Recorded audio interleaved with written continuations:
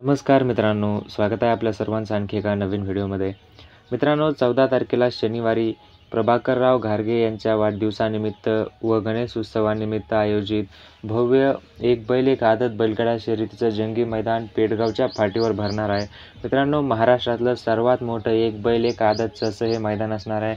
त्यामुळं सर्व नामांकित बैल या मैदानावर येणार आहेत.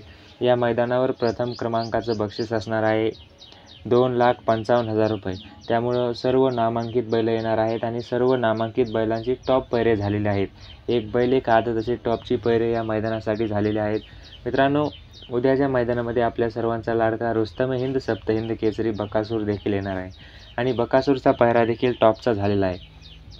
मित्रांनो, बऱ्याच जणांची इच्छा आहे की बकासूरचा पायरा घोटच्या सर्जाबरोबर असावा.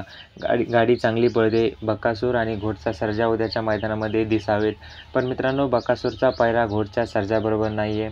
तर उद्याच्या मैदानामध्ये आपल्याला बकासूर दिसणार आहे भुंगाबरोबर. मित्रांनो, बिंजोडला पळतो तो भुंगा नाही, हा भुंगा असणार आहे कोणगावकरांचा भुंगा. मित्रांनो, याच्या अगोदर बकासूर आणि भुंगा ही गाडी पळाली होती. कोणगावचा भुंगा आणि बकासूर चोराडेच्या मैदानामध्ये पळून 1 नंबरचे मानकरी ठरले होते. मित्रांनो, भुंगा अतिशय जबरदस्त पळतो आदतमध्ये आणि बकासूर आणि भुंगा ओपनच्या मैदानामध्ये पळून 1 नंबर केला होता. त्यामुळं बकासूर आणि भुंगाच्या गाडीला चांगला स्पीड आहे आणि उद्या निकाल जो असेल तो असेल, पण गाडी जबरदस्त पळेल. आणि बकासूरचा पायरा तुम्हाला कसा वाटला हे कमेंट करून नक्की सांगा. भेटूयात पुढील व्हिडिओमध्ये आणखी एका नवीन माहितीसह. तोपर्यंत धन्यवाद.